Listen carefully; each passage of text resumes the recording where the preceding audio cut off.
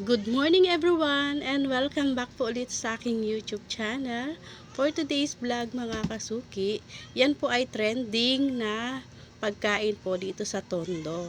So ngayon magluluto po tayo yung tinatawag po nilang dinosaur or ulo po ng baboy. So ayan mga kasuki, isamahan niyo po ulit ako at magluluto po ako ngayon ng sinabawang ulo ng baboy or tinatawag po nilang ulo ng dinosaur.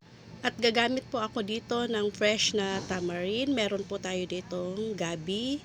Ayan po, may sibuyas at siling green pang sigang.